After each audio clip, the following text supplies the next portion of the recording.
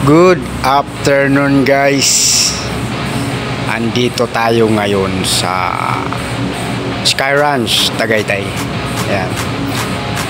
Sky Ranch Tagaytay is in the house.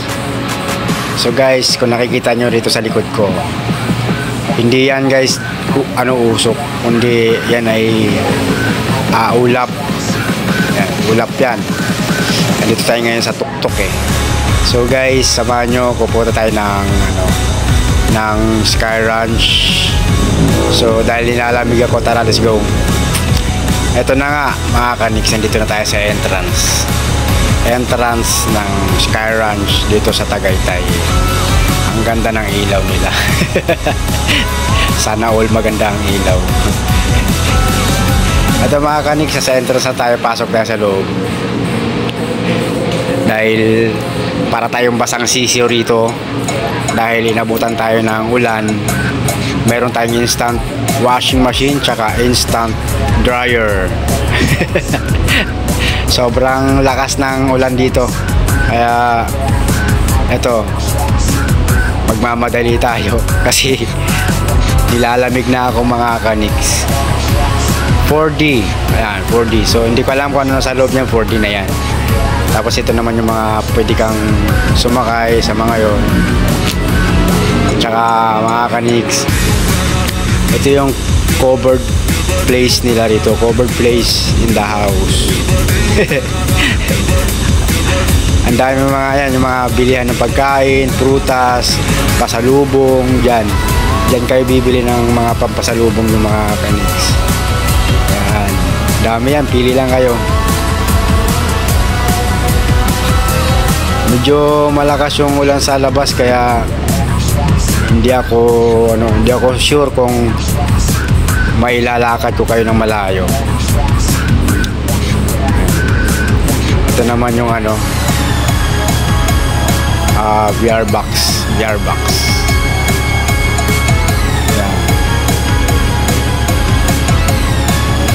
Sasakay ka dyan tapos meron sa mata.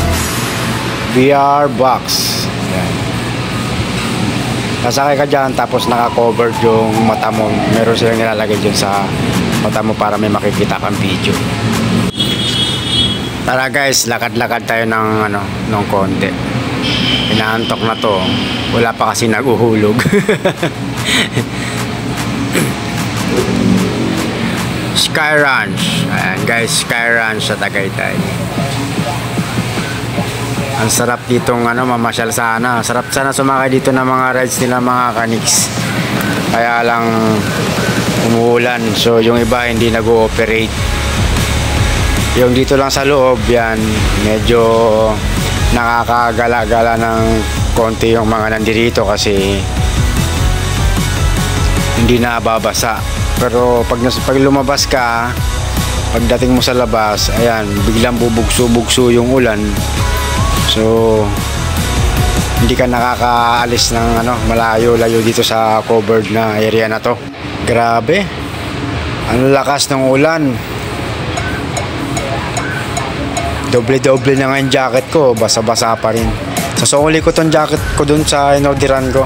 Sabi niya kasi hindi raw nababasa. Pero nung bandang huli, nilamig ako eh. Pagtingin ko sa loob, basaan yung damit ko. Joke lang. Joke lang mga kaniks, baka magalit yung inorderan natin. Pero totoo lang, maganda talaga itong jacket na to kasi bago ako nabasa, matagal. Tsaka yung bandang likod ko kasi walang tahi yung jacket bandang likod, tuyo talaga siya. Yung dumadaan lang yung tubig doon sa sa may mga tahi na pagitan. Tara guys, punta tayo dito sa bandang gitna. Ayan grabe yung ulap. Pero sa baba nagpapakita na ng konti, nasa taas na yung ulap. Itong lugar na ito, bangin yan, bangin. Ayan. Sayang nga lang at hindi natin makita yung iba pang mga views dyan sa baba kasi nga natatakpan ng makapal na ulap. Ang ganda ng halaman nila, oh. Taglamig, pag malamig na lugar talaga, yung mga dahon nagkakaroon ng magkulay. Ayan, hindi tayo nakakalayo, dito lang din tayo. Alay, pag lumayo tayo tapos walang masisilungan, mababasa tayo. Kaya hindi tayo lumalayo ng konti dito sa covered place na to. Yun yun, hindi rin nag-ooperate dyan, oh. Kasi nga umulan. Buti pa sila ate may dalang payong. Grabe yung ulap sa baba, oh, mga kaniks. Ano, nasa nasa taas na tayo ng ulap, kaya hindi natin makikita masyado yung mga nasa baba natin. Ayan yung sa susunod, mga kaniks, iikot to kayo dito ng matagal, tsaka mag-rides tayo rito. Sa ngayon wala eh, hindi nag-ooperate yung mga rides nila kasi nga ito nga, oh, medyo pabugso-bugso yung ulan. Siyempre electronics yan, baka makuryente pa yung mga sumasakay.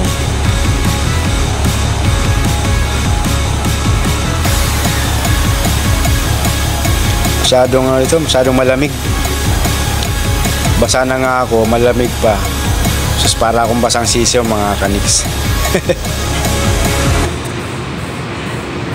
Ito lang yung lugar na hindi ko pa napuntahan dito sa Tagaytay.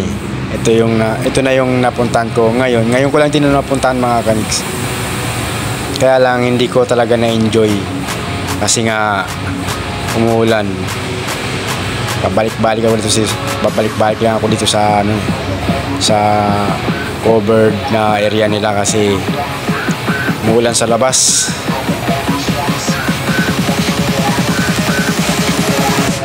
Masarap pumunta rito pag December. Sigurado punong-puno ng tao to rito.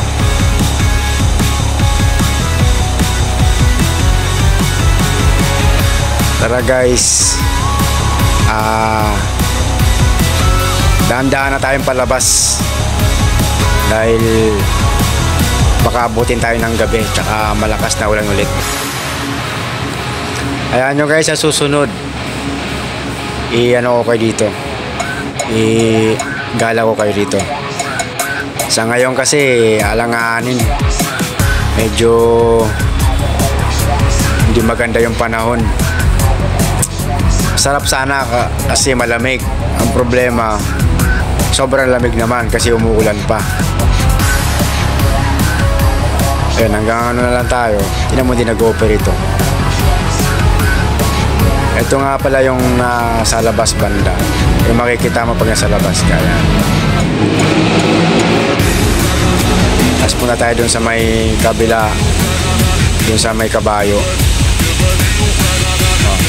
Umuulan naman, mga kanis, kaya silong muna tayo bago tayo umuwi. Ganda sana rito, sakay sana tayo dyan. Ang problema, malakas yung ulan. Kaya nyo, mga kanis, next time gagala ko yun kayo dito. Maraming salamat sa inyong pagsubaybay. Please like and share, subscribe. Thank you.